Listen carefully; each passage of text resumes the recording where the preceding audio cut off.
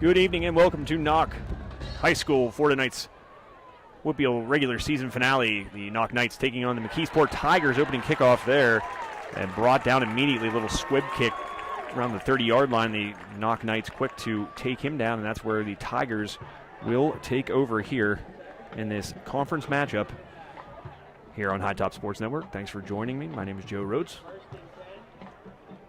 Be pulling double duty here today.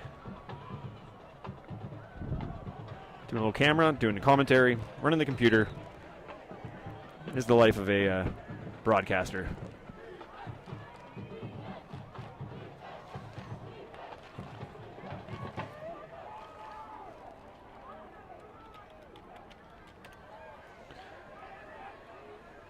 Referee's getting everything set here. And the whistle will sound, and that will get things kicked off here. McKeesport again starting with the football. Bunch formation, one receiver out to the right, handoff to the back. Nope, kept. Option play was in order there. The quarterback, Brady Eastman, keeps it, the senior, for about a gain of, let's say, 1.5, bring up second down and 8 for the Tigers. Senior night here at Knoch. The seniors of the team were honored briefly before the game started. Here's a handoff. Nope, it's going to be, yep, it is a handoff. Running that triple option play. Number 6 with the carry, the immediate back behind Eastman. That was Kamon Spell, the sophomore, 5'9", 185. Bring up third down. That was about a gain of, say, 5. 3rd and 3 remaining for the Tigers. First possession of the game.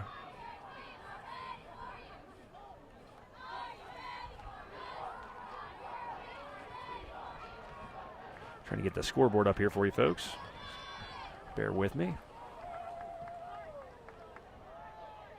Here's the option play. Eastman looked like he was going to pitch it, but the man on his left, on the far side, number 2, is covered, and he has to keep that one and just kind of tuck it and take the loss. And now the punt team will come on. A nice job there by the Knights defense to not just wrap up Eastman, but also be there to cover Valdez Stuvance, the running back to his left, as I mentioned there. Cody Mullen back deep for the Tigers. Great job there by the McKeesport punter.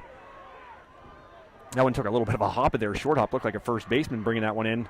And a good punt, too. That one's down at the 28-yard line, and that's where Knoch will begin the game. Cody Mullins under center, as the case has been here the last several weeks for the Knoch Knights. No Colt Sprankle, still down on the sideline wearing a sweatpants and his number 10 jersey with no shoulder pads, of course.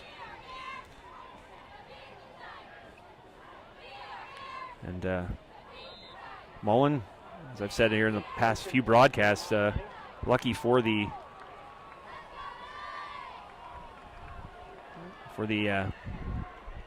Knights that he has experience. Obviously the starter last year before Sprankle transferred into the school. He's going to keep this one, roll out, throw right towards the sticks. And it's going to be about a yard short out to his right. Was able to connect with receiver. Didn't get the number there, but very deceptive job there by Cody Mullen to fake the run and roll out to his right. And we've seen it here the last few weeks. Very good at passing the football on the move. He's got 3 receivers now. Sidecar to his right. He's going to tuck this one and run as Mullen got up the middle. He's got one more man to beat, and he's hit and down around the McKeesport 43. Cody Mullen saw that opening there and hit the hole hard, and another first down. So 2 plays, 2 first downs for the Knights.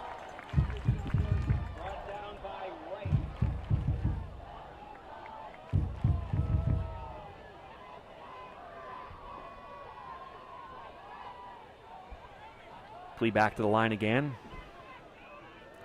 Mullen in the gun, looking to his right. He's going to throw one, and that one, he's lucky he did not have that picked. Receiver not looking, and right into the hands of the defensive back. First play that the Knights have had here so far in this brief first possession that didn't yield something, but not only did it not yield something, it almost yielded a turnover hit the hands of Kimon Spell, the young man we saw the last possession running the football for McKeesport, now in the secondary for them. Little screen play, and that one is, I don't know if that's a catch or they're going to call it a fumble. I don't know if that's a catch or they're going to call it a fumble. I think they are going to say it was a catch. It was very, very close. And McKeesport, there's going to be a discussion here. I don't know if it was a completed. Hard to tell whether or not the receiver had possession of the football, and they're going to say incomplete pass. I think that is the right call. So it'll be a third down for the Knights. Near turnover. The last two plays, were near turnovers. There was the near interception and the near fumble there. We're trying to get back to what they did the first two plays, and that was 2 first downs on those 4 receivers now for Mullen. 2 to his left. He's going to look that way. Look back to his right. Feel the pressure. Step up in the pocket. Move around. Then he's hit from behind. Good job there by the Tigers to collapse that pocket and really not give Mullen any running lanes. And bring up 4th down. Ball at the 44. Be 4th and 9. And the punt team for the blue and gold will come on. So a promising start to this drive, but things stalling once they got into McKeesport territory.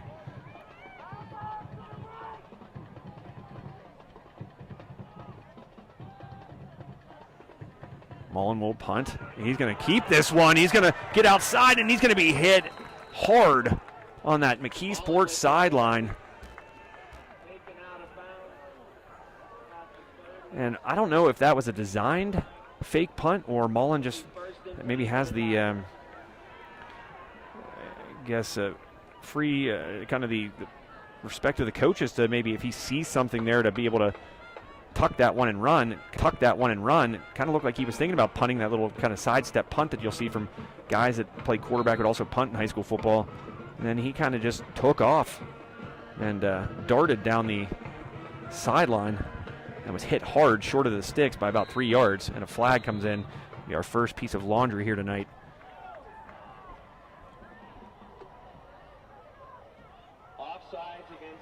Offside against the Knights.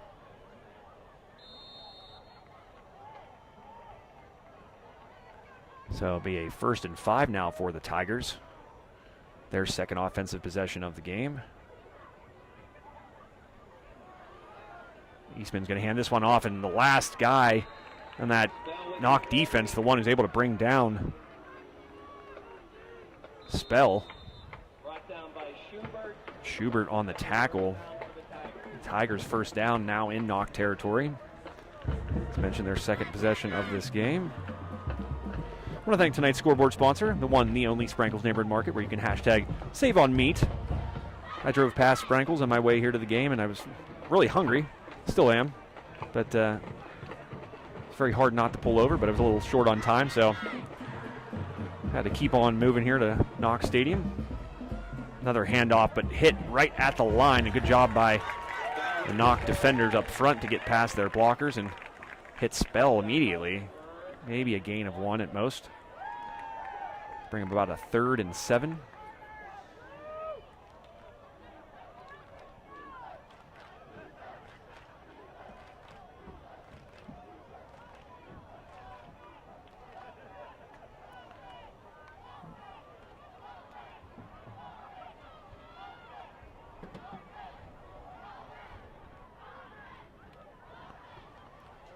There's a play, maybe the first pass of the game, looking deep. There's a man open, and he drops it. Oh, man, what an open play.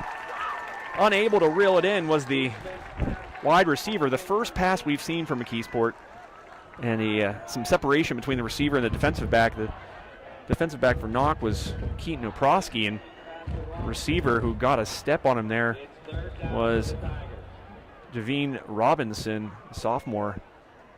And that will bring up a 3rd down. Sorry, I thought it was 3rd down a moment ago. Now it's 3rd down. That first play, 2 plays ago, was actually picked up a first. So fresh set of downs. Now it is 3rd down, 3rd and 8. Man in motion. 3 receivers to the right. This one's going to be handed off, or given to the up back. Spell again. Drags the pile forward for about a gain of 2. Maybe 3. We'll say 4th down and 5 to go. McKeesport offense will stay on the field.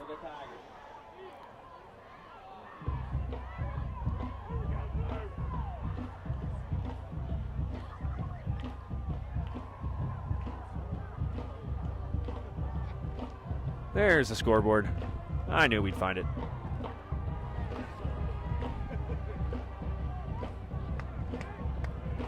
So a big 4th down here now, bunch formation. Spell's going to get it. He's going to run behind a blocker, and a great block indeed. He runs out of a tackle. He's going to go past the 10-5 in for the touchdown. What a vicious run there by the McKeesport running back, number 6, Keemon Spell, the sophomore, able to put the Tigers on the board first and stake them to a 6-0 lead here early in the, well, I guess we're not early anymore. It's 6:09 left first quarter.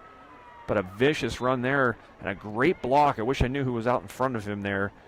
Just absolutely helping part the Red Sea. And that allowed Spell to break a tackle, spin out of another, and head to pay dirt. Extra point up and good, and that will give the Tigers a 7-0 lead here on High Top Sports Network. 7-0. The Tigers out in front in this finale to the high school football regular season. Week 9, even though there's 10 weeks. First week of the season, strangely called Week 0. Still don't have that one figured out. Still curious why they don't just call that Week 1, but I'm just a guy up in a top of a press box right now with a camera in my right hand, a roster taped in front of me, and a monitor. I'm not a decision maker, so I don't try to answer questions. I am not paid well enough to do so. So this is Week 9, final week of the regular season.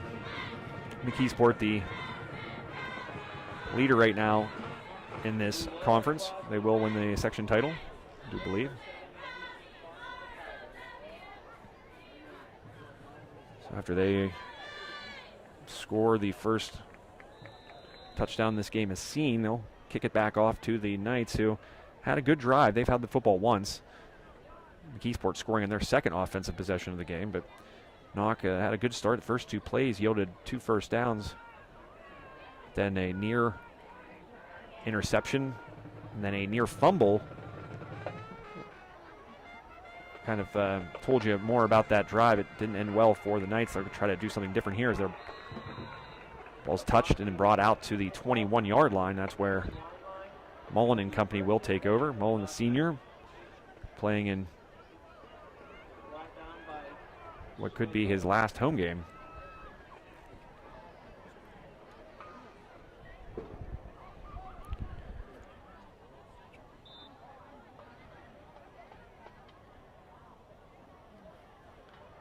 But again, I was talking about Sprankles pulled into town and to pass it, and it's so hard not to want to stop.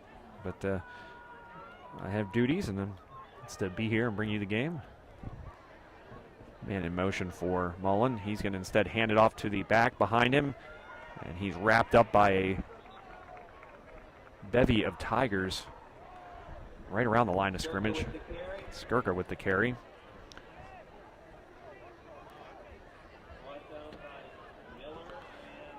Miller, the first one on the tackle for the Tigers, but there was a bunch of them. But Miller will get credit with being there first. 2nd down and 10 to go, so they're going to say no gain on that first play.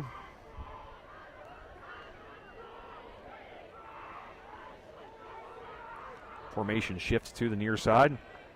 Bunch there with 3 receivers. Mullen's going to think about keeping this one. He does. He hits the hole, and he is brought down around the 28-yard line. A hard run there by Cody Mullen. We'll get the Knights out to about the 28-yard line. About 3 yards short of a first down. Be 3rd and 3 for the Knoch offense.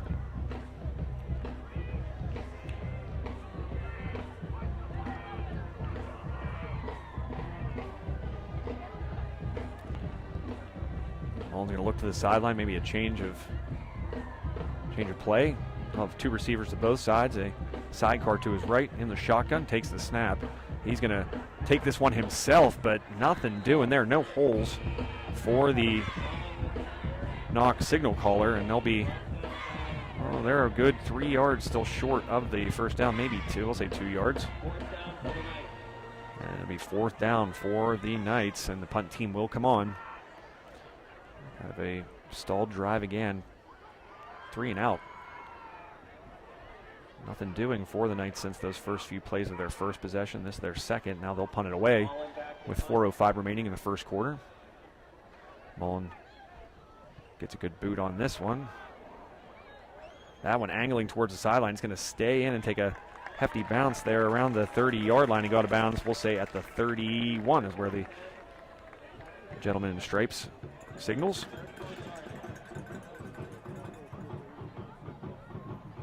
But yeah, hard to believe already we're in the final week of the regular season. Time flies when you're having fun, they say, and certainly that has been the case here. 2024 has been a good one. And not just for myself, but I think everybody at High Top Sports would agree. Good campaign, warm weather, that's always something we like. And only one incident I had of being absolutely destroyed by the weather.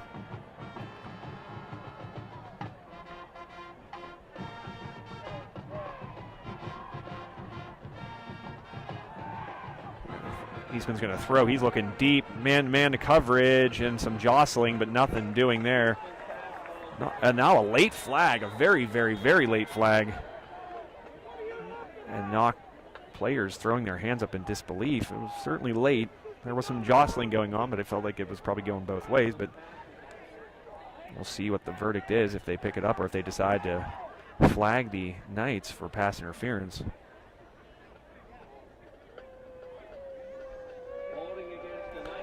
Yeah, it's going to go against, I believe, Oprosky, the senior.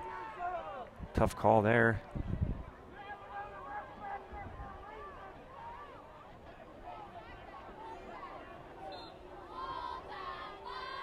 Hi, everyone.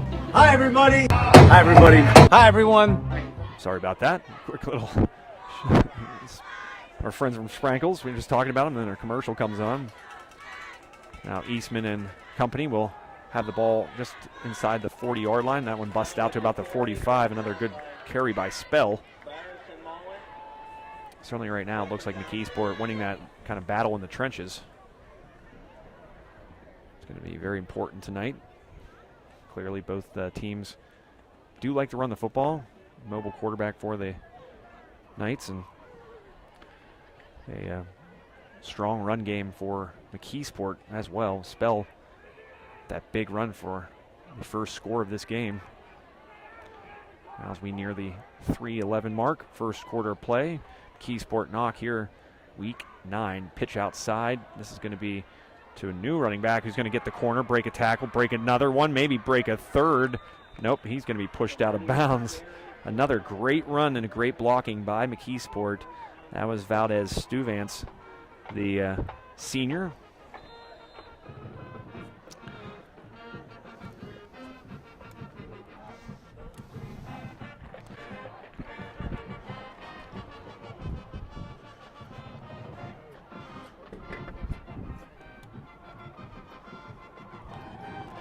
So a fresh set of downs for the Tigers. They're going to run the football into an option play pitched out to Stuvance again. Cromartie, they're saying. Oh, I'm sorry. Stuvance is number 3. That's my apology. That's Anthony Cromartie, the wide receiver defensive back, senior as well. Apologize to him. I was looking at number 3. That's Valdez Stuvance. Number 2 is Anthony Cromartie.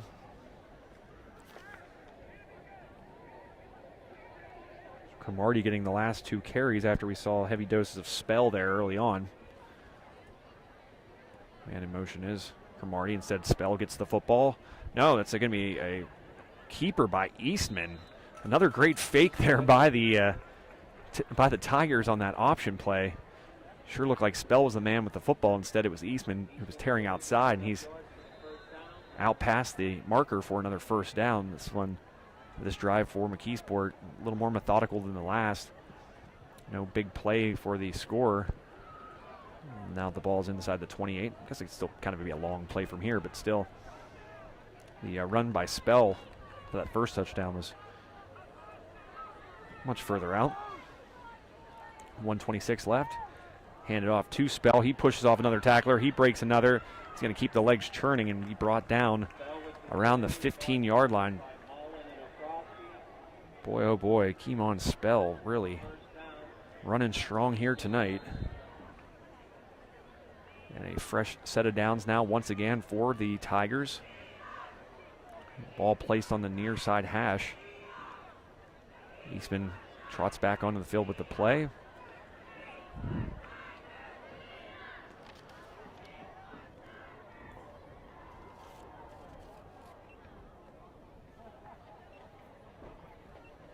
This play is going to be kept by Eastman. All options covered there, and the Knoch defense all over it drops him for a loss. We're going to give him forward progress around the 16-yard line, so a loss of 1 by Eastman on the option play.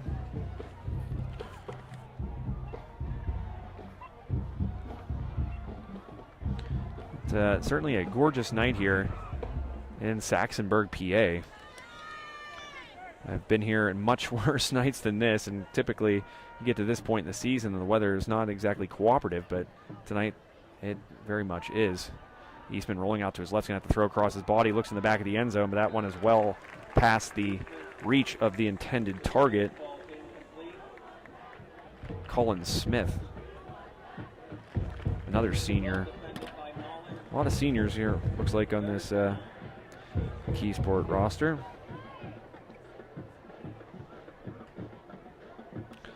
And Eastman, the quarterback, a senior. Spell, as we mentioned, though, just a sophomore. Cromartie, a couple of names we mentioned, he's a senior as well. Now, different look here. Different quarterback in. Spell's going to get the carry, but the ball originally snapped to Anthony Boyd. A little bit of a wildcat look maybe there by the Tigers, who just ran the last play of the first quarter. Clock strikes 0, and the Tigers still driving here on their third possession of the game, looking to score once more as they take a 7-0 lead here into quarter number 2. They'll have a 4th and 5 decision to make once we get back here on High Top Sports Network. In the meantime, let's hear from one of our amazing sponsors, Sprankle's Neighborhood Market. Hi, everyone. Hi, everybody. Hi, everybody. Hi, everyone. Hi, everyone. Hi, everyone. Everyone. Hey, everyone. Hi, everyone. Hi, everyone. We're here tonight at the Richard G. Snyder YMCA. Tebow. Woo! Guys, that's right. It's $5 Sushi Wednesday. Produce sale. Bananas. 45 cents a pound. Pork turkeys. You know why we're doing pork turkeys? We're doing a fundraiser. The meat keeps on rolling here at Sprankle. You know what day it is today. It is Sushi Wednesday. $5 sushi rolls today. We're getting inspired. Come on and help me hashtag save the meat. And we're pumped up because we are less than 24 hours away from Camp Out for Community tomorrow. Like and share, like and share. So like and share, like and share. Help spread the word. Just make sure you like and share. We can't do what we do without you. Come and see us. We can't do what we do without you. Come and see us. We can't do what we do without you. Come and see us. Can't do what we do without you. Come and see us.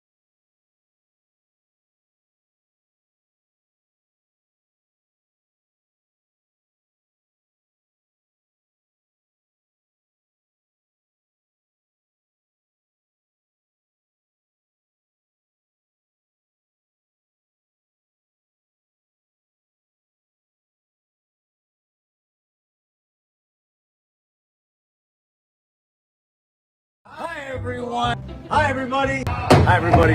Hi, everyone. Hi, everyone. Hi, everyone. Everyone. Hey, everyone. Hey, everyone. Hi, everyone. Hi, everyone. We're here tonight at the Richard G. Snyder YMCA. T-Bone. Guys, that's right. It's $5 Sushi Wednesday. Produce sale. Bananas.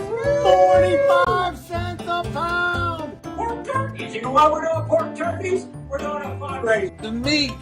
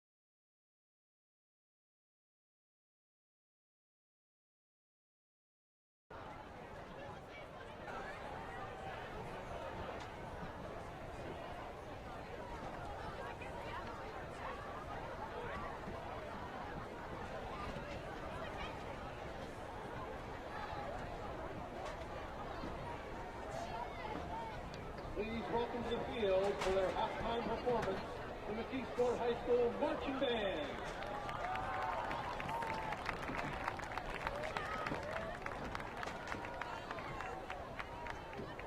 The band is back in town after their tour of Maryland and Delaware in the Mid-Atlantic region, where they performed in the Bands of America Mid-Atlantic Regional. Tomorrow, the band heads to Altoona, Pennsylvania to compete in the Tournament of Bands State Championship.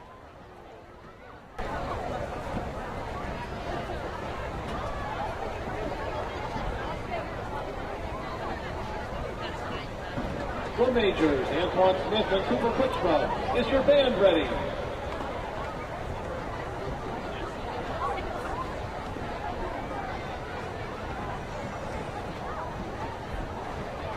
Tiger Band finally presents their halftime show, Recess, everybody's favorite subject.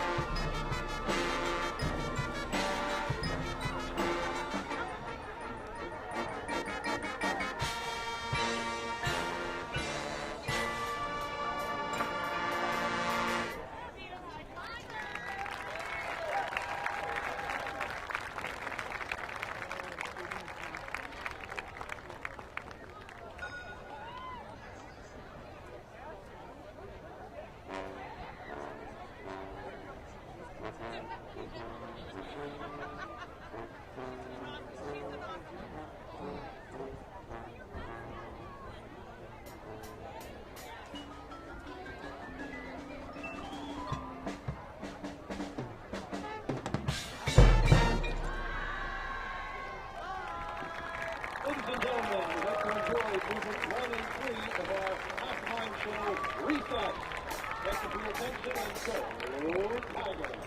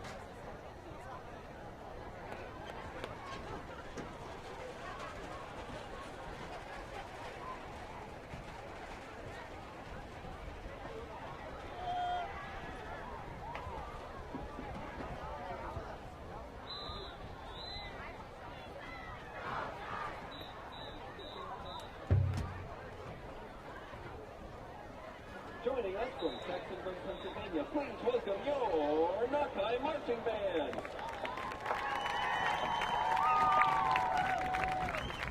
Knoch's 2024 program begins with I Want Candy, an upbeat rock song first recorded by Strangelove in 1965. That's a 6 different artists have released covers of I Want Candy, and it's been credited with popularizing the famous Bo Diddley beat.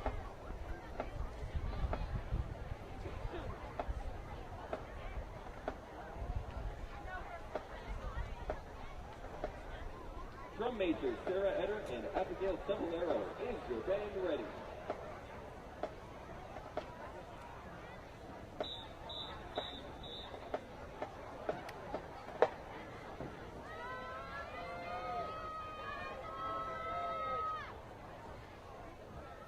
Have a wonderful performance.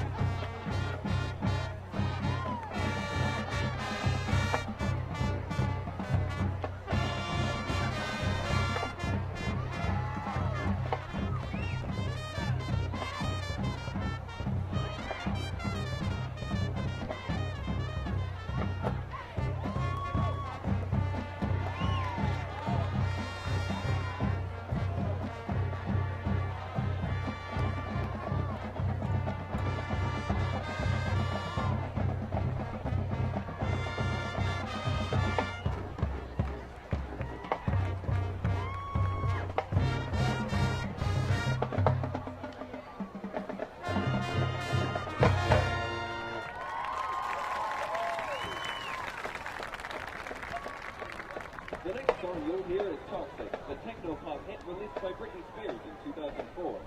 This song made notable appearances in Pitch Perfect 3, Glee, Just Dance 2, The Voice, Fargo, Moulin Rouge, and Doctor Who. Originally written for Janet Jackson, Toxic has been heard on streaming platforms over 1 billion times. Our rendition will feature the auxiliaries in the band.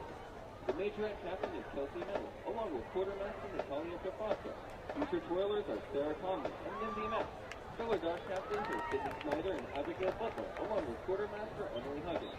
Rocket captains are Morgan Clark and Kira Osborne, along with quartermaster Elizabeth White.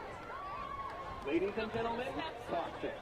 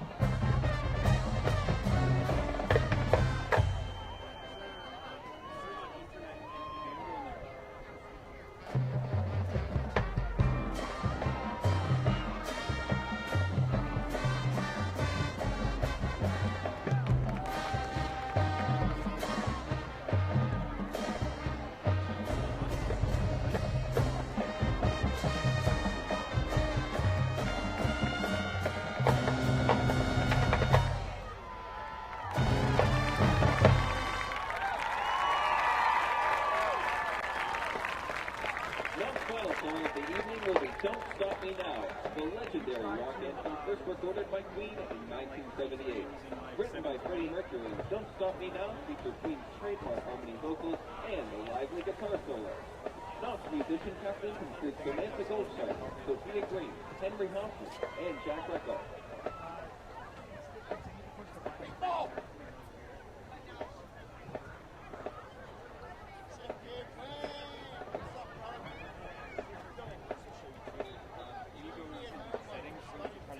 Please enjoy Don't Stop Me Now. You go into like settings and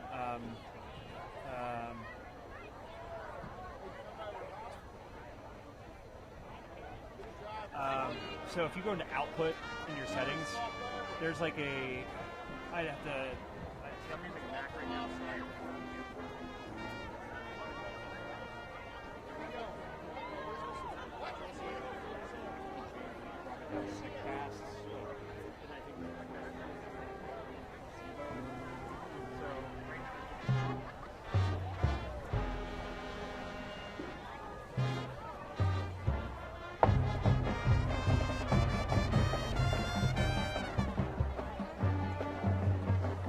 tried at 720/30, you know, like.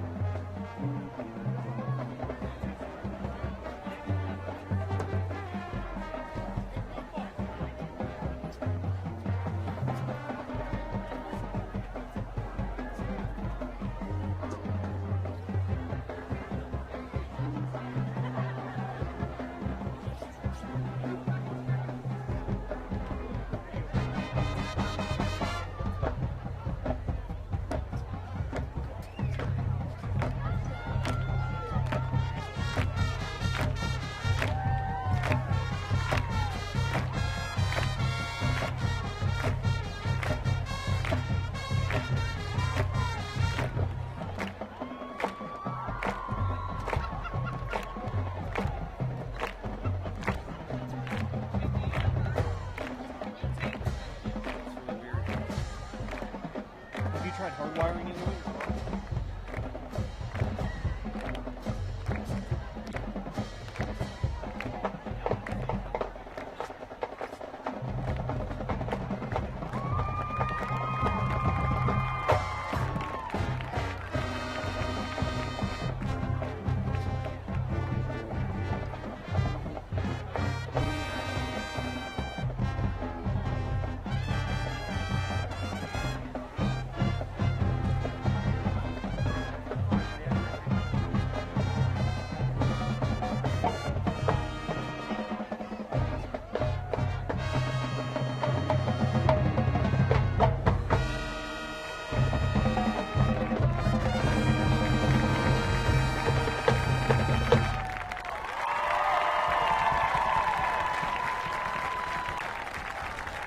The Knoch marching band is under the direction of Miss Natalie King, along with marching instructor Morgan McMillan, baseline instructor Stacy Jenkins, color guard instructor Abigail Huggins, percussion instructor Nick DePew, and assistant director Nick Ferrari.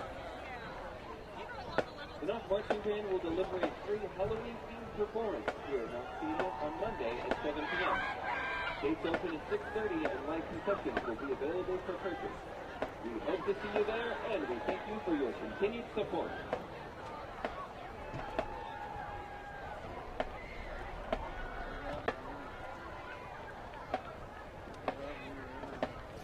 I don't know.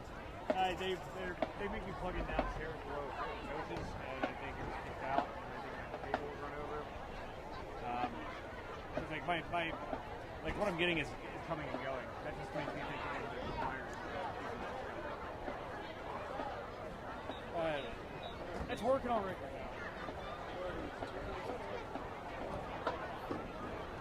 It is what it is.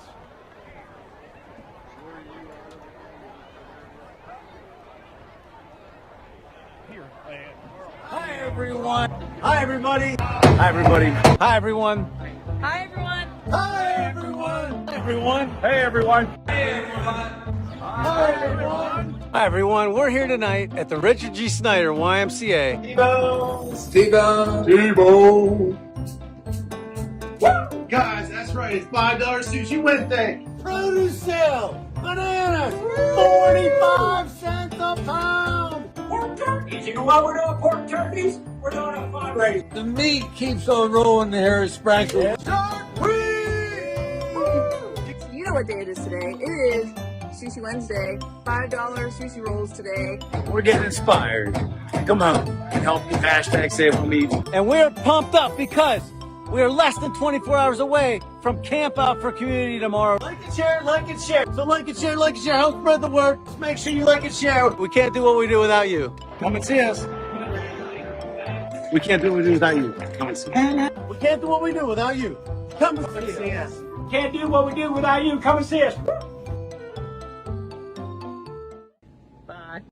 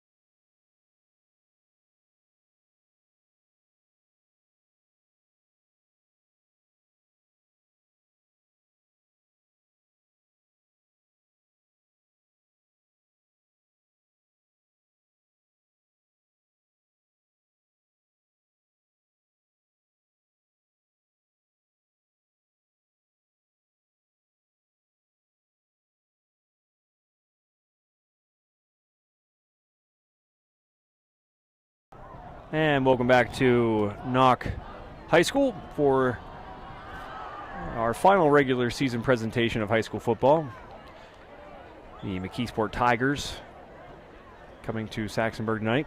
So far leading this contest 27-7 after 2 quarters. We'll get the third quarter underway here momentarily.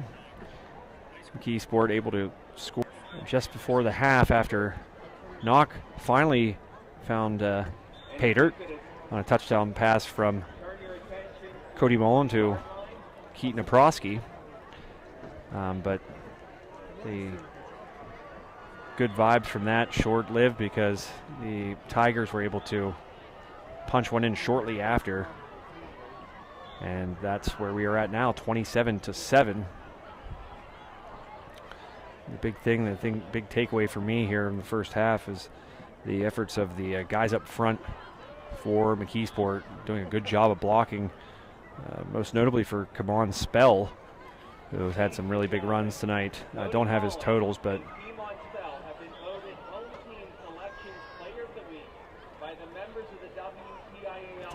moment there right now. Kamon Spell and Cody Mullen getting awarded something, not sure.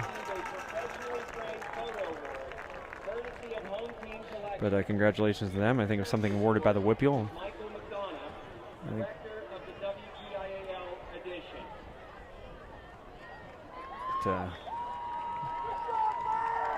Spell for McKeesport and Cody Mullen for Knoch being awarded that. But more of what I was saying, the McKeesport offensive line doing a really good job for pretty much this entire game of opening lanes for Kamon Spell, along with Anthony Cromartie, who's had a couple big plays himself.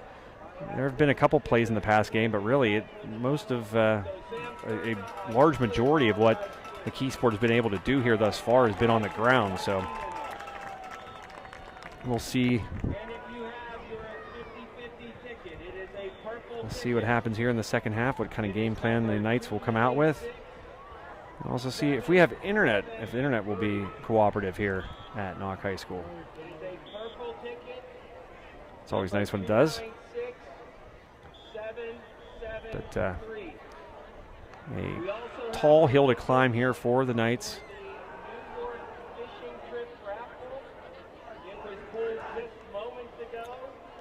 We'll see here what the Knights will do. They'll get the ball to start the second half.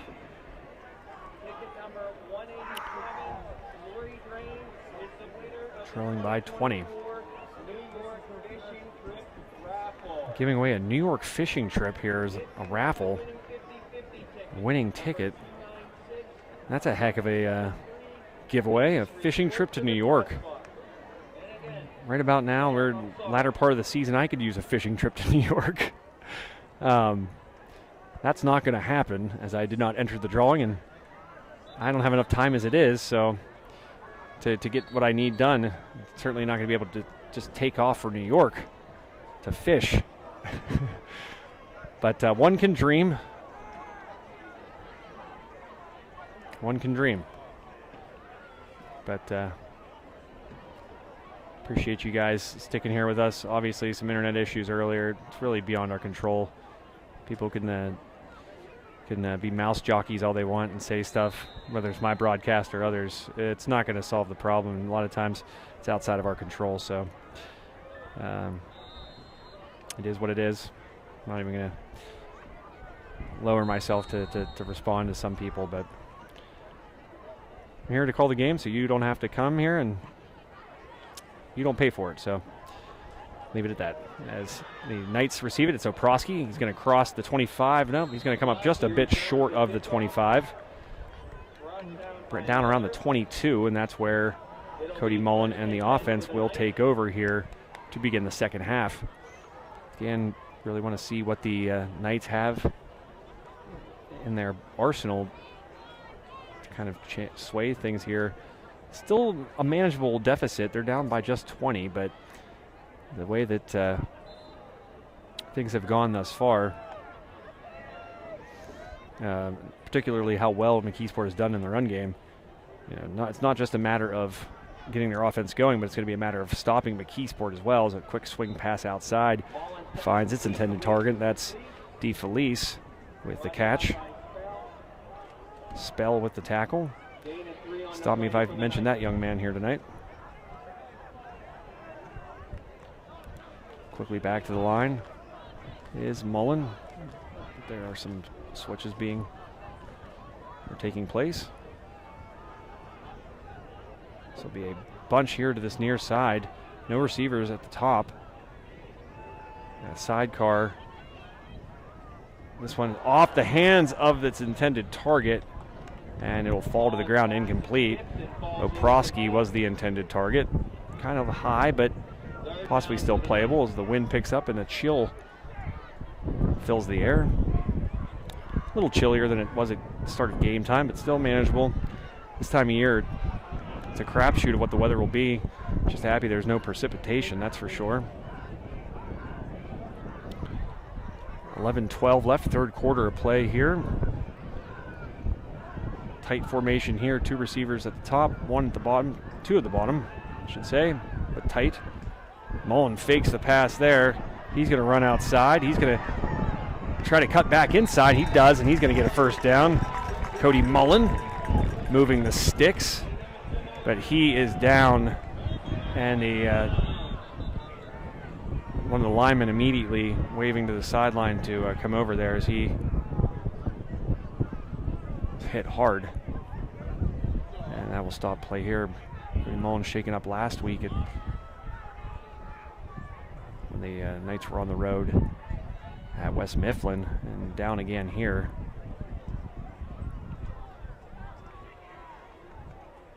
Hope the best for that young man, as he's taken some pretty hard hits, not just tonight, but this season. And he's going to get to his feet. Good to see. Cody Mullen, okay. Mentioned before the game, he's the all-time leading passer here now at Knoch. Quite the accomplishment.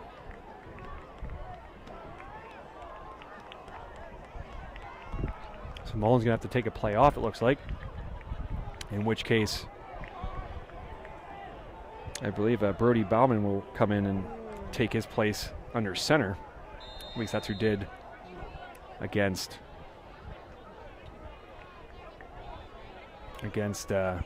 West Mifflin, and he does. 17 seconds left on the play clock. 10:51 left in this quarter. Handoff. There's a hole. Nice job there. And a spin, and the pile keeps moving. Man, oh man, what an impressive run there by Skirka. Looked a lot like what we've seen tonight out of spell. He just kept those legs moving and was dragging would-be tacklers with him. Did so enough to get the first down, so fresh set of downs. Mullen back in, so he just had to take a play off. He's back under center in this case in the shotgun. One receiver split out wide to the far left. Now the entire formation is going to shift to that side. No one to the right. Mullen is going to keep this one, cut back inside, keep the legs turned. Ball marked at the 49. Nice run there by the newly entered Cody Mullen. Second down for the Knights. Second down 5, I'll say second down and 6 to go. Ball spotted right at the 50-yard line.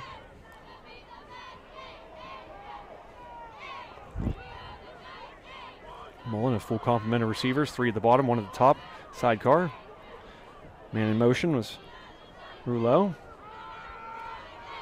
He's going to roll out to his right, does Mullen. He's going to think about firing it, but he's just going to scamper out of bounds and take the no gainer. Ball will remain at the 50-yard line. Third down 6 for the Knights.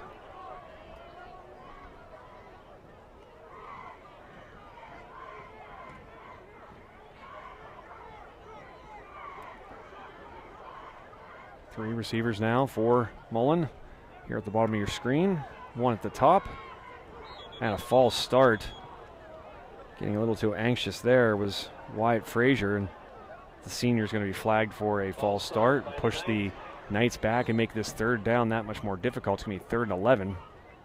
Still third down. Frazier's going to have to head to the sideline now.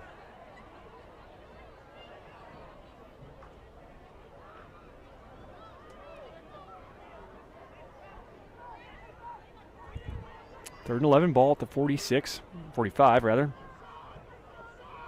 Mullen fires across the middle, enough for the first down. A dart to the receiver, Ethan Rouleau. So back in McKeesport territory are the Knights. This one at the 43, we'll say. Clock continues to wind, 9:22 left. Quarter number 3. Tonight's broadcast brought to you by Sprankle's Neighborhood Market. Hashtag Save on Meat. Make sure you check out that weekly circular I was reading there earlier. I might have to do it again. There's some great deals. Mullen's going to sling this one over the middle of the field and, yeah, led with the head. And both players a little bit shaken up. But the receiver took the brunt of it.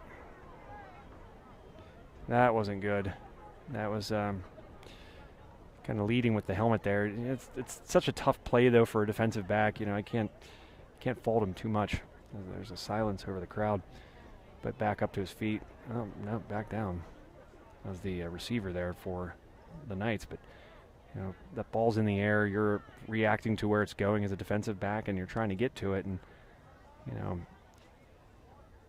just the game is changing so quickly. And you know, for the way it was taught years ago and the way it is now, it's so hard to teach these guys to, you know, hold up and you know, not try to carry your momentum into a receiver there as that ball's coming in. And maybe a little bit leading with the helmet, I think might be what they're going to say was the case there. But, you know, that's another case of a guy being made an example to try to change the way the game is played. But, you know, I know football players out there would say that, you know, guys that played in the olden days, like, how are you supposed to play then? You know, they're kind of making the game that much easier for the offense, and you know, offensive numbers and all levels of football just exploding. And so it's really hard to be a defender, I guess, in today's football. As Mullen keeps that one, cuts back towards the middle, he fumbles it, it's loose, and McKeesport gets the ball. A turnover, just as it seemed like the Knights were on their way to possibly scoring again. A fumble by Cody Mullen that trickles back to the 10-yard line, and McKeesport, Johnny on the spot, pick it up, and they will take over now with 8:53 left in the third quarter. Mullen just not able to hold on to it as he took that carry up the middle of the field. And there's, come on, Spell breaking tackles left and right. Boy, oh boy, has he been fun to watch tonight. Come on, Spell. Another first down run for that young man. He has been fun to watch. There's no doubt about that. Come on, Spell. Leading this offensive charge tonight. What a luxury for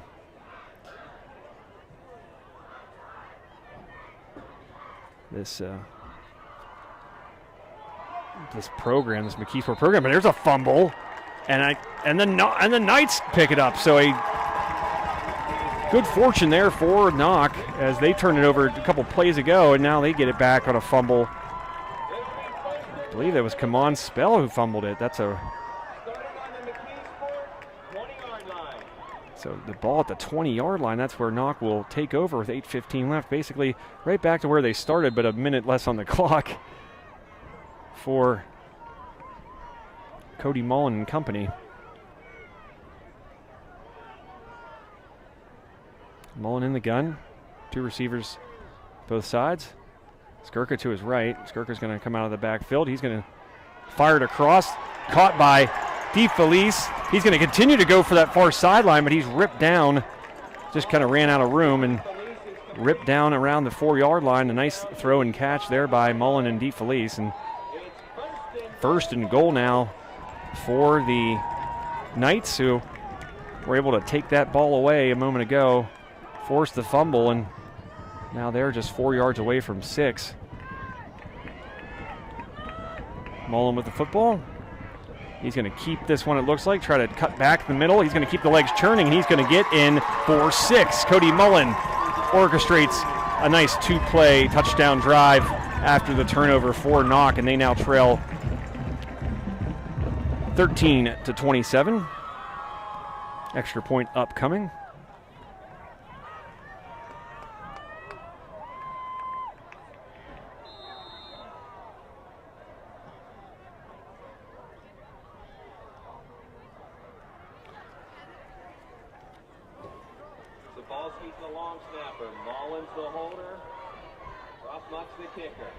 Muck, the kicker. Mullen for the hold.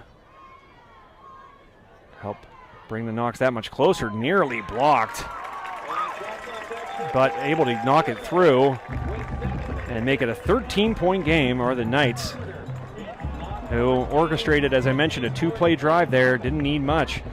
Didn't take much time off the clock either, and able to bring the Knights back within 13 here with 7:41 left in the third quarter.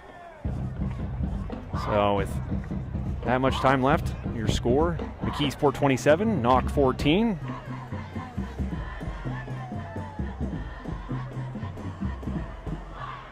A big turnover there. Thought that Knoch was really pushing the football well down the field on their previous drive, and they too fumbled it. Cody Mullen had a nice run, cut back to the middle of the field, hit hard, ball came loose. And just 2 plays later, Knoch able to take it right back and force a fumble of their own, jump on top of it, take over at the 20-yard line. Mullen then with a nice pass to DeFelice that got down to the 4-yard line, and from there he and the big brutes in front of him able to push it in on the very next play for a 4-yard touchdown score. So 13-point deficit now. Knoch's defense will need to do some work here and maybe continue what we saw out of them in that last drive, force another turnover, or at least keep the Tigers off the scoring column here and try to get it back to that offense as quickly as possible. So Eastman will be under center. Spell behind him. Tight formation, just one receiver there to the back. Eastman is going to pass out of this formation, finds a receiver for about a 8-yard pickup, but wrapped up and taken down. Number 6 was the receiver on that play. That was, come on, Spell, I believe. either Spell or Second down. Cromartie, didn't see. So a second down and 2 to go.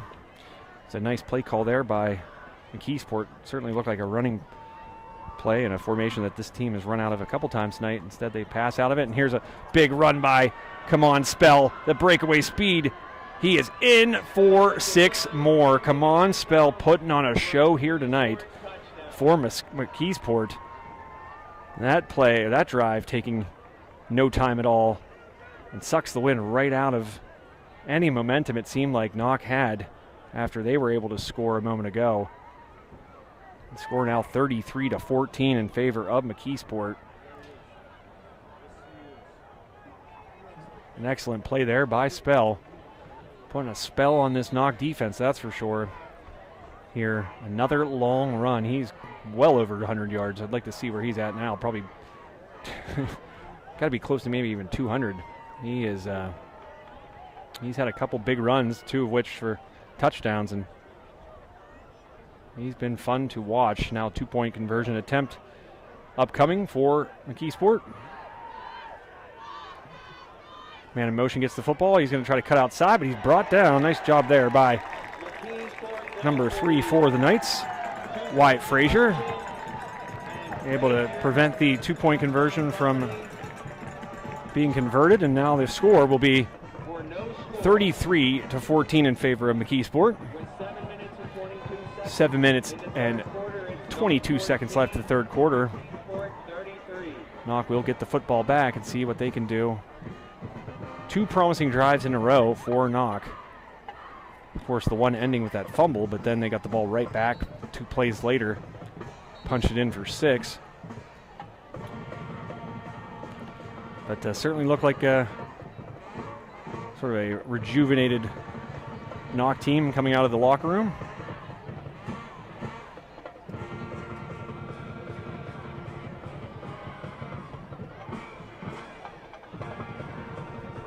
We're going to read that Sprankles circular again.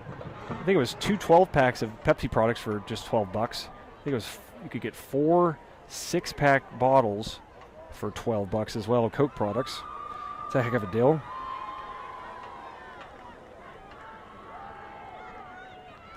Just deals galore, Sprankles.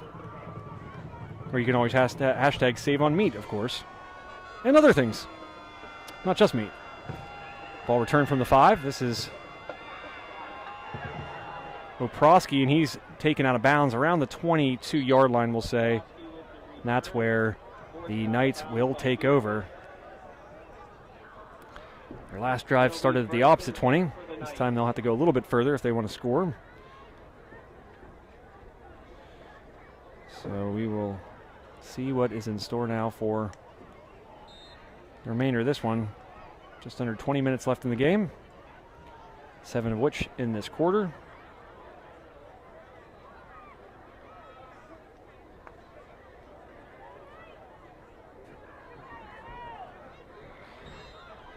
And whistles will blow. Play is stopped. Ball start on the Knights. And another false start on the Knights. I mentioned McKeesport was having issues with false starts. That's starting to plague the home team now as well.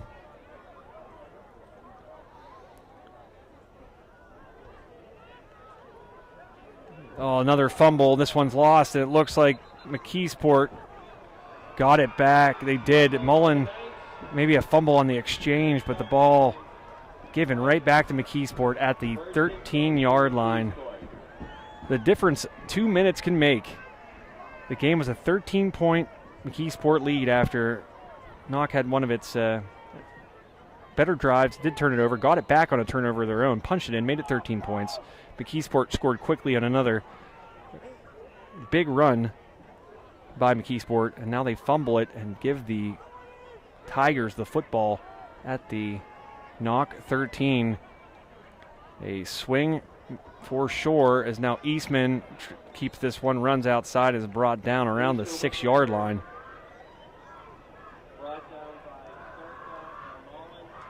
So the ball now at the 7-yard line. Second down. And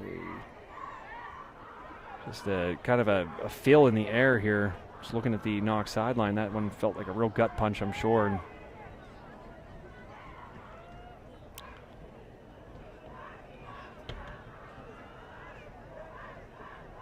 we'll see if the Knoch defense can stand tall here, or if McKeesport's destined for another run.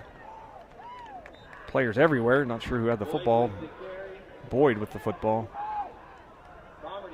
Or, excuse me, Carmody. But some of those deals I was mentioning, Lay's potato chips, buy one, get one free. That's going on right now. The 2 for $12 Pepsi 12 packs. The Coca-Cola 6-pack bottles, 4 for $12. That's a heck of a deal. Also, I mentioned the Halloween-themed single-layered cakes. If you like Halloween as much as Wayne Greiser, High Top Sports Network broadcaster and Freeport great, he loves Halloween, so you should go get a layered cake, themed layered cake, as that ball's taken down to the 2-yard line by Boyd, I believe. It's now 1st and goal for McKeesport, but Halloween-themed cupcakes, $4.98. The big things are the meat, or you always #save on it at Sprankles. Chuck tender roast or steaks, $5.99 a pound. Filet mignon portions, $13.99 a pound. Whole boneless pork loins, $1.99 a pound. One thing caught my eye because I'm thinking about what to make this weekend. That one is punched in, I believe. Nope, they're going to stay down at the 1-yard line. Boyd trying to get in there, but the Knoch defense doing all it can to prevent another score as we hit the 5-minute mark of the 3rd quarter. But I was saying the one thing that stood out to me was the Sanderson Farms jumbo chicken wings, just $3.49 a pound. A great deal there. A lot of good football games on this weekend, so stop at Sprankles, get yourself some game day grub and enjoy all those good games that are going to be on your television screen both Saturday and Sunday. I don't know. Knoch might have been able to stand tall there again and prevent the touchdown. Eastman with the carry. Quarterback keeper Eastman is down at that, about the 6-inch line. So a 3rd and 1. Impressive job there by Knoch to do all they can to stop this McKeesport team from entering the end zone again. Foster was first one on the scene there for the Knights. Jumbo Vine ripe tomatoes also, 99 cents at Sprankle's neighborhood market right now. And in for a touchdown easily was number 2, Carmody. And that will add on now. Make it 39-14 in favor of McKeesport. Extra point upcoming will increase that deficit. But a change of fortune. It was a 13-point lead 4 minutes ago. McKeesport showing why they're one of the more storied and year in and year out better programs in the WPIAL by tacking on 13 points over that span after that extra point goes through. So it is 40-14 here from Saxonburg, PA, the regular season finale of high school football. Hard to believe. It went mighty fast, and certainly some really great games along the way, and certainly we're excited to bring you some postseason action here. It'll be obviously on the NFHS network, but High Top Sports will be there for the call of some of those games, and we're excited to do so. Not sure which ones yet, but when we know, we will let you know.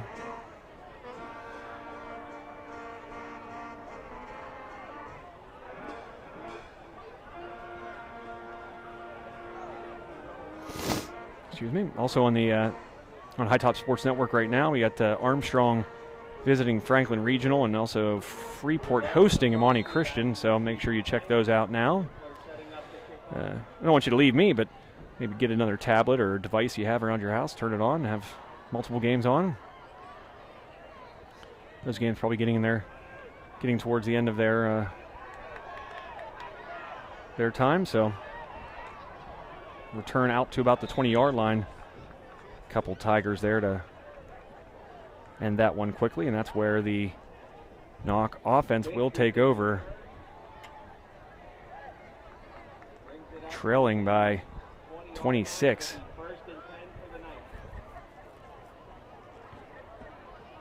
So 3:49 left. Cody Mullen back out there for the Knights. 4 receivers to his disposal, 2 at the top, 2 at the bottom. Sidecar is Skirka.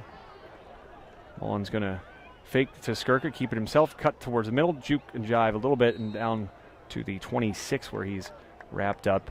Mullen with the carry, brought down by Daniels. Daniels on the tackle there for McKeesport. Getting a little more chilly here now than it was at the beginning of this contest. Certainly feeling like getting into those colder months. I'm not a fan of that. I'd like 80 and sunny every day. No, I don't want to live in Florida, though. And there's a blitz, and Mullen wrapped up and taken down hard. A great job there getting penetration was number 27, Michael Wright, the junior there for a big sack, and bring up a 3rd and long now after Mullen is brought back to just about the original line of scrimmage, actually about 4 yards behind it, so it's 2 yards behind it, I guess. 3rd and 12. Excuse me. Just seems like this Knoch team kind of running out of gas here, and McKeesport just getting kind of stronger as this game has gone on. Mullen rolling out, throwing over, nearly picked off the hands of one of the defensive linemen.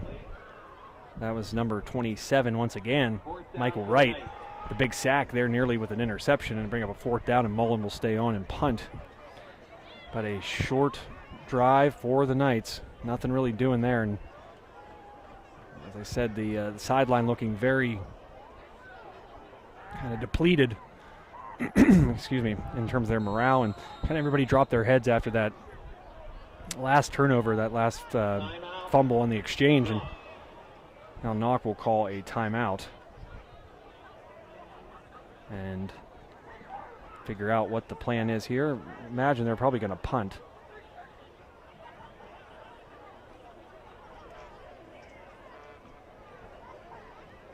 But just doesn't seem like, from the looks of it, that timeout was personnel related, and guys maybe just not paying attention to what the play was, and it seems like, quite honestly, it's the guys are kind of already in the locker room, if that makes sense. It just seems like with a 26-point deficit and 2 minutes and 28 seconds left here in the 3rd quarter, Knoch's ready to get out of here in one piece. As I said, McKeesport really forcing their wills. That one's going to get out of bounds just past the 50. We'll say at about the 45. And that's where Eastman and the Tigers will take back over. Pretty good field position. You notice outside of that turnover that Knoch forced to get their 2nd score, that ball was at the 20-yard line, McKeesport's 20-yard line. Knoch with not a ton of good field position today to start their drives outside of that. So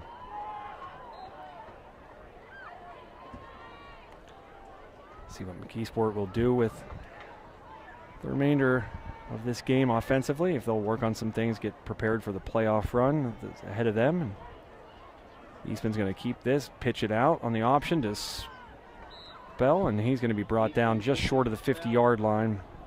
Come on, Spell, adding about 4 more to his huge total tonight on the ground. Ball marked at the 49 of McKeesport. Clock now under 2 minutes.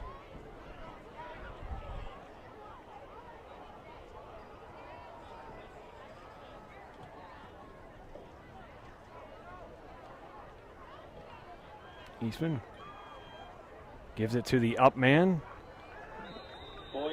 Boyd with the carry, out past the 45, and they're going to mark him down at the 44 of Knoch, which is enough for the first down, so the sticks will move.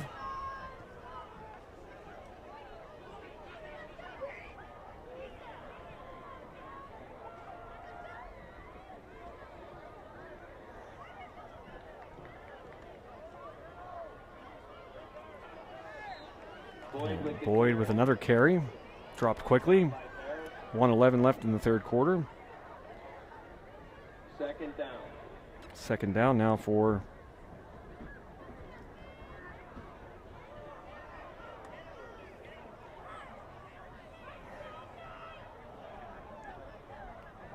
sorry, doesn't know what happened there. Got bumped off for some reason again. Can't explain it. Don't know. Can't explain what I don't know. 42 seconds left here. A flea flicker trick play. This one's going to be for nothing, though, over the head of its intended target. That was pretty well diagrammed there by the McKeesport Tigers offense. They've done a lot of things good tonight, but that one was pretty obvious what was going to happen as it was pitched out to a player that really hadn't touched the football yet tonight. That was Valdez Stuvance, the senior, threw that one downfield, but give credit where credit's due. The McKeesport offense looking mighty strong here tonight. Come on, Spell. Got to be close to 200 yards rushing.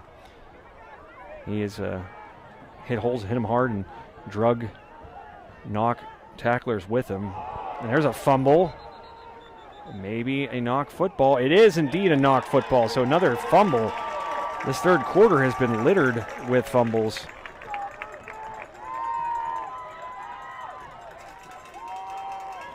The second turnover by McKeesport here in this third quarter via the fumble. Knocked two of their own. So that will give Knoch, as I mentioned a little bit ago, some of the better field position that they've had all evening long.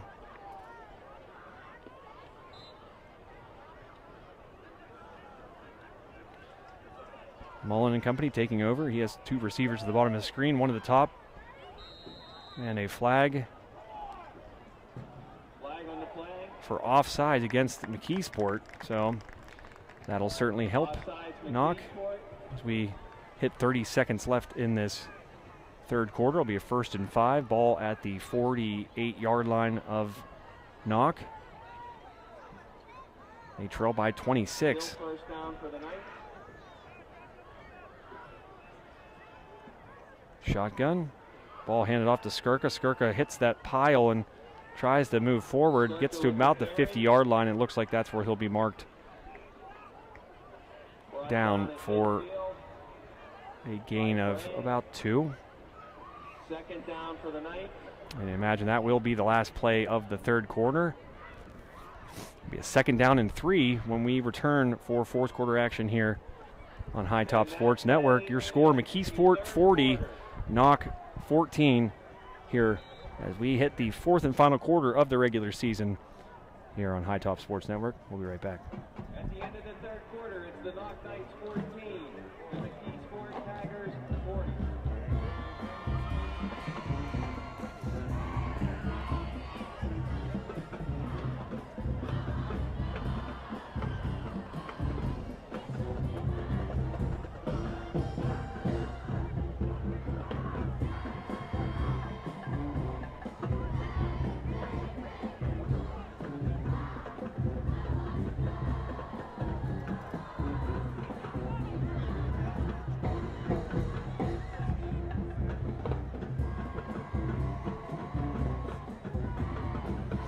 And welcome back to High Top Sports Network. Joe Rhodes here, flying solo, doing camera, doing commentary, trying to watch the computer, trying to do everything.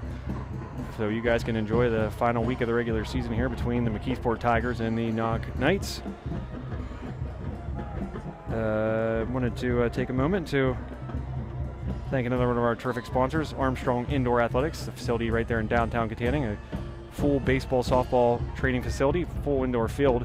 Make sure you check them out online at AIA.team. There's a pass across the middle, converting for the first down. Skirka's hit, but not after he gets a first down. And Knoch now in McKeesport territory. Ball at the 44-yard line.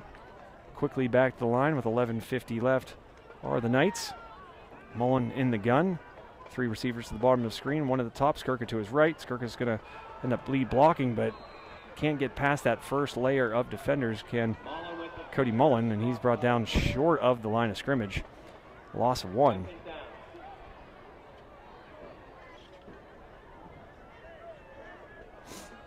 Again, make sure you check out that Sprankles circular. Some really good deals happening right now this week at Sprankles, both for meat and otherwise, but the meat always tremendous deal. Always great cuts. And that one knocked down. Mullen tried to hit a receiver out in the flat, but Miller there to knock it down. Excuse me. So 11 minutes remain here in quarter number 4. 40-14. McKeesport rolling. Thanks to really a team effort, some great blocking, but come on, Spell. Really just doing some amazing things on the field, both offensively and defensively. You know, we could talk about what he's done rushing and carrying the football, but he's also had his name called on the defensive side of things as well. And really just a complete player is come on, Spell. As now the Knights able to complete that pass. Wyatt Frazier, the reception there. Now a 4th down and 4.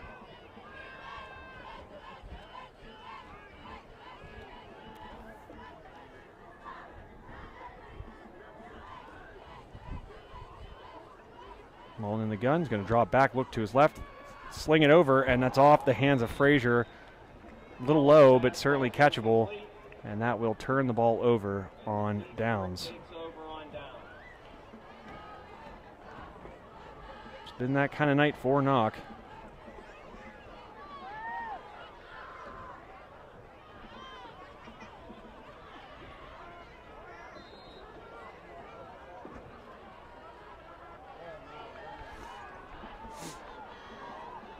Been a very strange season for the Knights when you think about it. You know, you started the season reshuffling a little bit.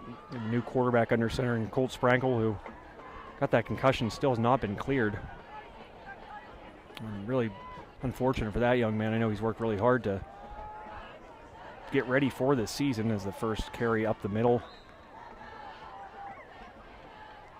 I believe that was Boyd, and was indeed carry for a gain of 3, but you know, Sprankle working so hard, and this offense seemingly getting a new piece to it that was going to be quite valuable, because that's going to allow Cody Mullen to move out to receiver and play a little running back as well, and kind of be a kind of the skill position maybe he more destined for. That's nothing against him as a passer of the football. He certainly can pass it. He's the all-time leading passer here now, according to what I heard in the public address before this game. But he just became another weapon, and Colt Sprankle, more your prototypical quarterback, was going to be able to allow Mullen to do that, and now that not happening after Sprankle suffered that concussion, never cleared, and and heart goes out to him and certainly the team, because I'm sure it's been a kind of a difficult process trying to kind of shift your kind of approach to the game. Here's a reverse. And hit hard. Number 29 on the carry was Javian Robinson, the sophomore, hit by Rouleau and Zabalski. So we have a 3rd down now, 9 minutes left in the 4th and final quarter here, barring some very bizarre comeback by the Knights that would force overtime. Shotgun. This one's going to be sent deep, underthrown, and maybe picked off. Is it? It is indeed. A nice job there. Underthrown ball.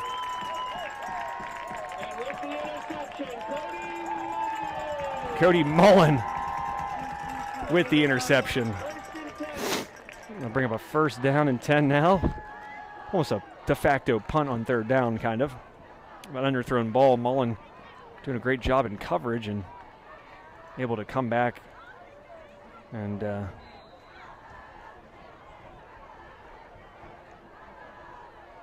get another turnover. There's 3 turnovers now for McKeesport in the second half. 2 fumbles and now an interception. So 40-14 your score. Knoch back with the football. Skirka cutting, finding a hole, gives a stiff arm, tries to spin out of another tackle. Skirka keeps those legs moving and wants to say that, oh, he stripped it away. And another turnover. We've seen now 6 turnovers combined in this second half. It must have been stripped away from Skirka at the very end of that play. He had an excellent run. Hit a hole that didn't appear to be open. The second it opened, he hit it and hit it hard, then spun out of a tackle, tried to keep the pile moving, and somehow had the ball stripped away from him. And now McKeesport, just like that, back with the football in Knoch territory at the 44-yard line. This game has been very strange. And the second half in particular, as I said, 6 turnovers in the second half. I want to say, I think that's right, 3 by each team. 3 fumbles for the Knights, 2 fumbles for McKeesport, and an interception on the previous play. So back-to-back turnovers. And Boyd going to get some carries now, give Spell a break. Boyd brings it down to the 40. It's about a carry or a gain of 4. 8:24 left in this fourth quarter.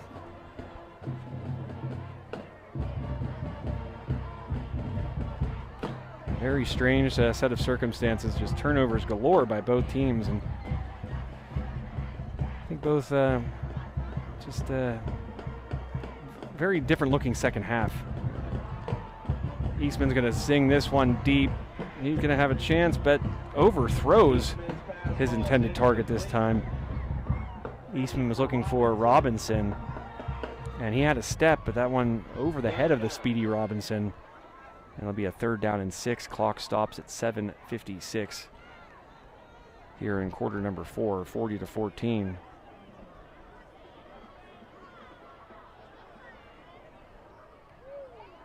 Also want to thank another one of our sponsors, Olson Chiropractic in West Katanning. Dr. Ryan Olson, a wealth of experience. Helps treat those with sports-related injuries as well.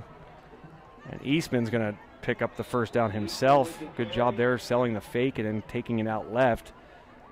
And the sticks will move and the clock will roll. Skirka and Mullen in on the tackle. That was enough for a first down. Ball spotted at the 33-yard line.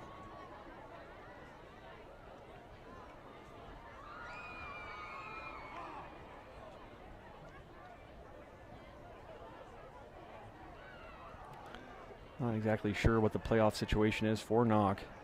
McKeesport will get in. A lot of parity in this section this year. This is Class 4A, Section 2. Oh, what a move there by Cromartie, who gets it down to the 10-yard line just about. Looked like he was going out of bounds, stopped on a dime, cut back towards the middle. The defender slipped past him, and he was able to pick up a couple more yards after that. Another first down for McKeesport. 7-minute mark now here in quarter number 4.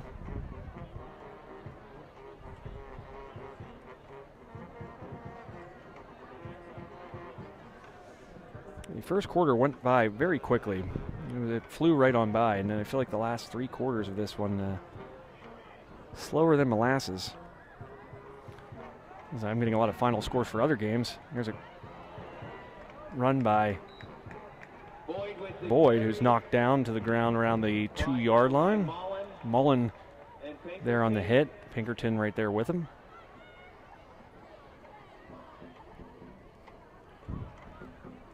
The only thing left here is to finalize this one. It looks like McKeesport clearly going to go on to win this game. And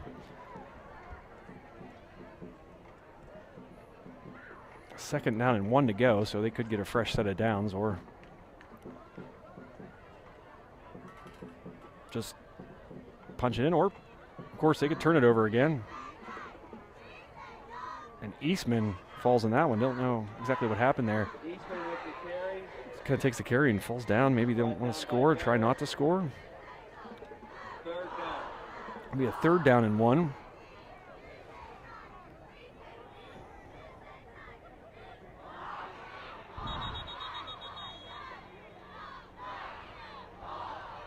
Whistle will blow. And a timeout, it looks like, for McKeesport. 5:42 left here. Your score, McKeesport 40, Knoch 14, as we near the end of the fourth quarter and the end of the regular season for the 2024 high school football slate. Playoffs still upcoming. Make sure you check out hightopsportsnetwork.com to see where we will be. We'll obviously be doing it for the NFHS network, but we'll have our lovely voices and personalities to accompany the game. Eastman's going to look across the middle, try to zing it in there, and he does for a touchdown. A absolute laser beam there by Brady Eastman makes it a 46-14 score in favor of McKeesport.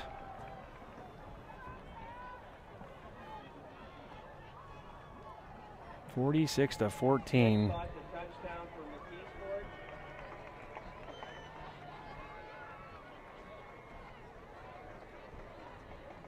And now Eastman will get back under center. They'll try to go for two. They failed in an earlier attempt. Oh, they'll take a knee. Good sportsmanship there by McKeesport. No interest in running up the score here now. As Freeport now will get the football back with 5 minutes left and facing a 32-point deficit. Hard to believe it was a 13-point game halfway through the third quarter. And McKeesport finding another gear.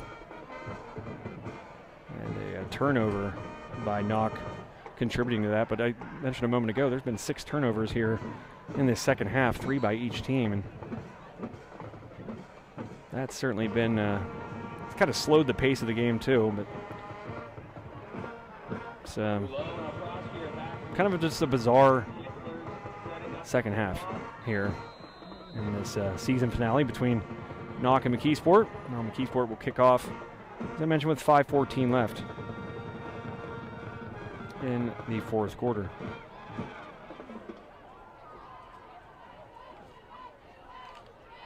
Excuse me.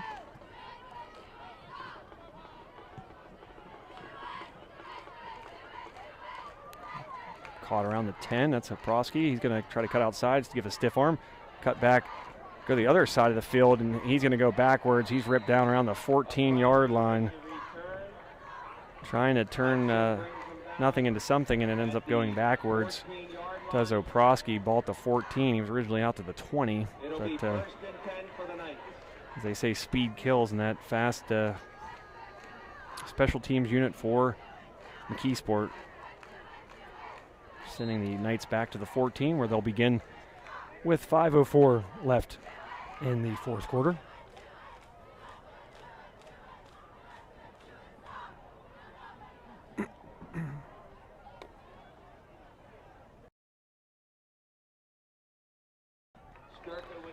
Skirka with the carry. Hudson on the tackle for McKeesport. It'll be a 2nd and 12. Another good job by McKeesport to get penetration. They've been strong up front, both offensively and defensively. I talked about the holes that they were able to open up for the runners and the running backs for the Tigers, and they've been just as strong defensively as that one is. Excuse me. That was a tough hit there. Mullen jarred loose. Excuse me.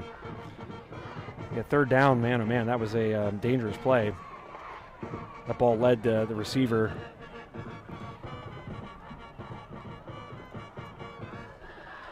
Wyatt Frazier right into oncoming traffic, I guess you could say.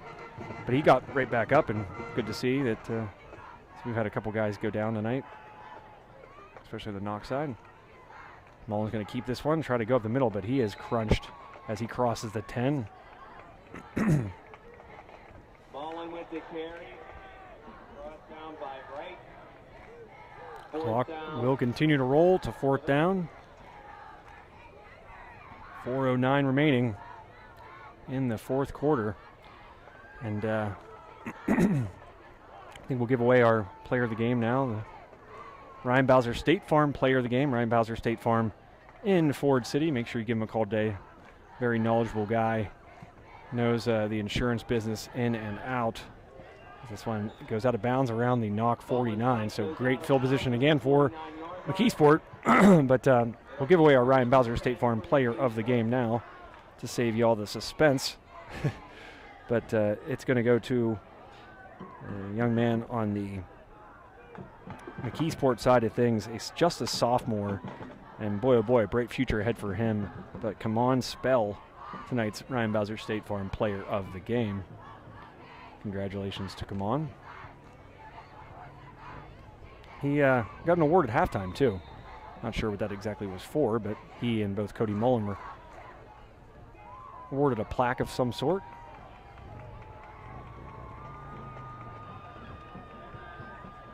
So 3:46 left. McKeesport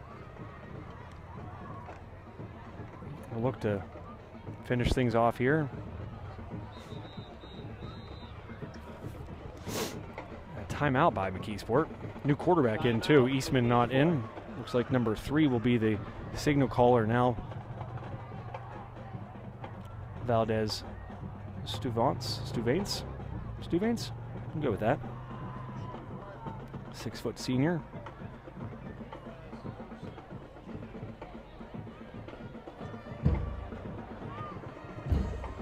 Well, thank you folks for tuning in. Not just tonight, but all season long. Whatever game it may be, whatever team you're cheering for, we appreciate you guys spending your time with us on these cold yet exciting Friday nights here on High Top Sports Network. Basketball season right around the corner. Hockey season too. We are getting things ready for games at the Belmont Complex there in West Katanning. Both Freeport plays there. Armstrong as well. There's a carry outside. Had a hand on the jersey, but able to keep the momentum was Hudson. Avant Hudson, the running back, a junior, gets his opportunity to run the football. Be a 2nd down and 9.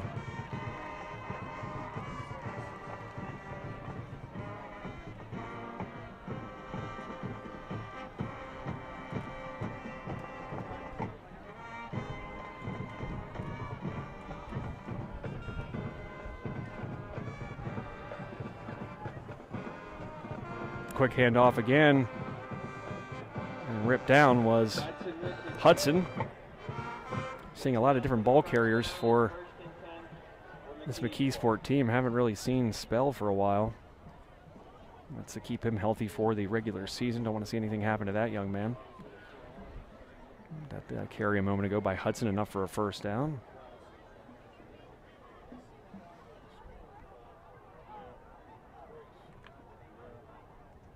Stephens back in at quarterback. Eastman's night clearly over. As the clock nears 2:28 left here in the 4th quarter. Here's another running back getting some shine. This number 28, Everett, Javier Everett, quarterback, defensive back on the roster here. A sophomore. Mullen in on the tackle. Also Schubert on the tackle. 2nd down as we hit the 2-minute warning here. Don't stop in high school football though, so we keep the clock rolling. 1:56 left now. And the McKeesport Tigers will finish their regular season with a victory here on the road at Knoch. A lot of parity in that section, as I mentioned a moment ago. And Stuvaints, not sure of pronunciation. I apologize to that young man. We'll keep it. We brought down around the 33-yard line. 1:27 left.